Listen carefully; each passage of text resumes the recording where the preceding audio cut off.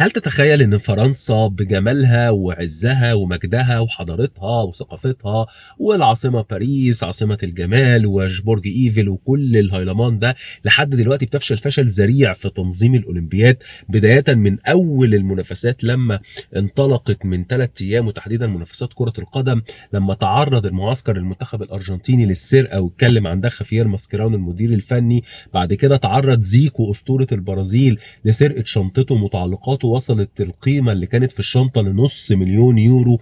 بتتكلم النهارده قبل الحفله ما قدروش حتى ينظموا المؤتمر الصحفي للاعلان عن بدايه الاولمبياد بسبب الجو هناك وبسبب الامطار، وما قدروش ان هم ينظموا المؤتمر واتلغى قبل 20 دقيقه. طب هل تتخيل ان حركه القطارات بالكامل في فرنسا اتشلت قبل الحفل النهارده؟ حوالي 800 ألف مراكب بيستقلوا القطارات داخل فرنسا، وما بين كمان الدول الأوروبية فضلوا عالقين داخل محطات القطار بسبب أعمال تخريب، وبسبب أن وسائل الإعلام الفرنسية اعترفت أن كان في بعض المواد الحارقة داخل القطارات وداخل محطات القطار، لدرجة أن أو حركة القطارات ما بين فرنسا وإنجلترا وألمانيا توقفت تماما.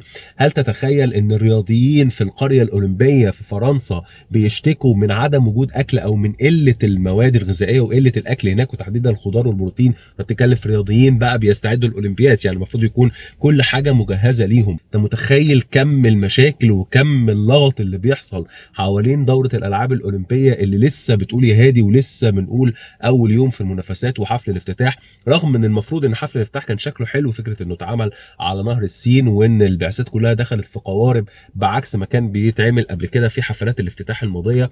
فلما تبص على كم المشاكل دي تبقى مستغرب ازاي فرنسا بجلالة قدرها مش عارفة تنظم دورة الألعاب الأولمبية.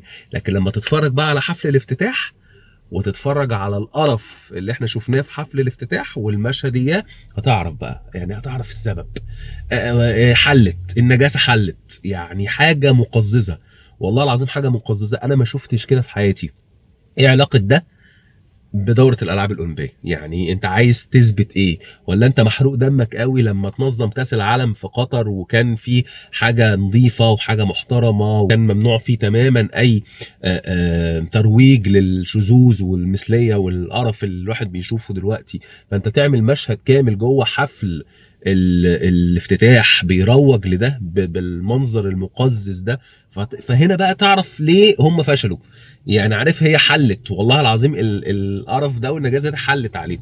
فربنا يعافينا، ربنا يستر علينا والله، وربنا يستر على اولادنا وعلى الجيل اللي طالع من الافكار اللي بتحاول ان هي او بيحاول ان هم يروجوها بالشكل الفج ده. كان زمان الناس دي متداريه، وكان زمان الحاجات دي كانت بتبقى في الدره، الناس دي كانت بتستخبى يعني. ربنا ابتلاهم وخلاص يعني. خلي بالكم يا جماعه، خلي بالكم على اولادكم، دي اولمبيات العار، يعني بالمنظر دي اولمبيات العار.